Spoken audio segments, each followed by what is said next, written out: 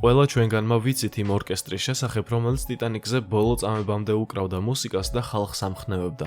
მუსიკოსებმა ბოლომდე ღირსეულად შეასრულეს თავისი საქმე და ხალხს მცირედით მაინც შეუმსუბუქეს ეს საშინელი წუთები. თუმცა ტიტანიკზე იყო კიდევ ერთი კაცი სახელად ჩარლზ ჯოკენი, ბრიტანელი მცხობელი მამაკაცი, რომელსაც ერთი არც თუ ისე გამორჩეული ჰობი ჰქონდა. მას დალევა უყვარდა, ისევე როგორც სხვა უამრავ ბრიტანელს. ჩარლზ ჯოკენი არ იყო ცნობილი ადამიანი. ის არც მდიდარი იყო და არც ცნობილი მოგზაური. უბრალოდ მცხობელი იყო, რიგითი მეზღვაური, რომელიც თავისი პროფესიის ერთგული იყო და თავის საქმეს მუდამ პატიოსნად ასრულებდა. თუმცა 1912 წლის 15 აპრილს მისი სახელი ერთ-ერთ ყველაზე დაუჯერებელ გადარჩენის ისტორიად იქცა. ეს ის ღამეა, როცა ტიტანიკი ჩაიძირა.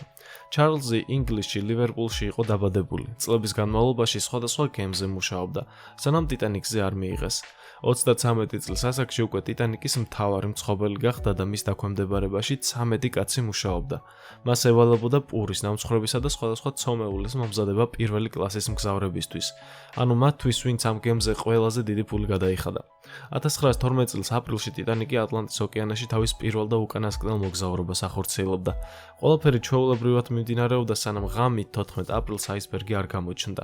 გემის კორპუსმა ძლიერი დარტყმა მიიღო და მალე შიგნით წყალი შევარდა. ჯოკენმა სწორედ ამ დროს გაიღვიძა. თავდაპირველად სერიოზულად არ მიუღია სიტუაცია, მაგრამ როგორც კი გაიგო, რომ გემი ნამდვილად იძრებოდა, საქმეში ჩაერთო. ის არაფერი აქებულა. მისმა გუნდმა რამდენიმე ტომარა პური აიღო და ისინი სამაშველო ნავში განათავსეს, რომ მგზავრებს გზაში საკვები ჰქონოდათ, ვინც გადარჩებოდა. მიუხედავად იმისა, რომ თავად არ მიუღია ნავში ადგილი, ის აგრძელებდა დახმარებას. სხვა მეზღვაურებს ეხმარებოდა ქალების და ბავშვების ნავებში გადაყვანაში. როდესაც მიხვდა, რომ უკვე ძალიან ცოტა დრო იყო დარჩენილი და გემი იძრებოდა, ის დაბრუნდა თავის კაიუტაში და საოცარია, საკმაოდ დიდი რაოდენობით ალკოჰოლი დალია. სავარაუდოდ რომი. მისივე თქმით, ეს მას დამშვიდებაში დაეხმარა. შემდეგ უკვე გემბანზე ავიდა და ტიტანიკის ბოლო წამებს შეესწრო. როდესაც გემი უკვე თითქმის ვერტიკალურად იდგა და წინა ნაწილი მთლიანად ჩაძირული იყო, ჩარლზი დაიძრა უკანა ნაწილისკენ. იქ, სადაც წყალში გადახტომის შანსი მეტნაკლებად უსაფრთხო ჩანდა. მრავალი მეზღვაური და მგზავრი, ვინც წყალში გადახტა, რამდენიმე წუთში დაიღუპა, რადგანაც წყლის ტემპერატურა 0 გრადუს ქვემოთ იყო. მაგრამ ჯოკენი როგორც თავად ყვებოდა, უბრალოდ დაეშვა წყალში და დაიწყო ტივ-ტივით გადაადგილება.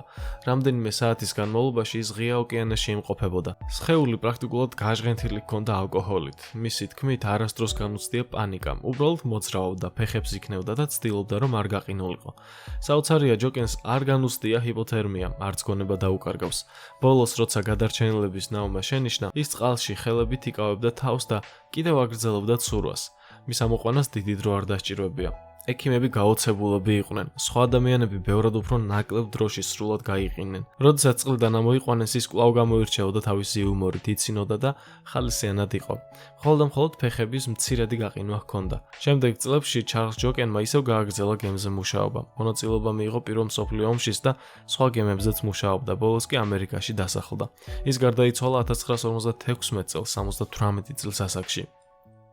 მისი ისტორია ხშირად მოიხსენიება როგორც ერთ-ერთი ყველაზე იდუმალი და გაუგებარი გადარჩენის მაგალითი. ზოგი ფიქრობს, რომ სწორედ ალკოჰოლმა გადაარჩინა. სხვები თვლიან, რომ უბრალოდ გამონაკლისად გამძლე ორგანიზმი ჰქონდა. და ზოგიც ამბობს, რომ ეს იყო მისი სიმშვიდე, უშიშარი ხასიათი და მუდმივი მოქმედება, რამაც საბოლოოდ შედეგი გამოიღო. მაგრამ ერთი რამ ცხადია, ჩარლზ ჯოკენი გახდა ადამიანი, ვინც სიკვდილს ღიმილით შეხვდა. მის გარშემო ყველაფერი ინგრეოდა, ის კი წყალში მშვიდად ტივტივებდა და ბოლოს სიცოცხლეც კი შეინარჩუნა. თუ მოგეწონა ეს საინტერესო ისტორია, მაშინ აუცილებლად გამოიწერე ეს არხი და დაალაიქე ვიდეო. მე შემდეგ ვიდეომდე გემშვიდობებით, დროებით.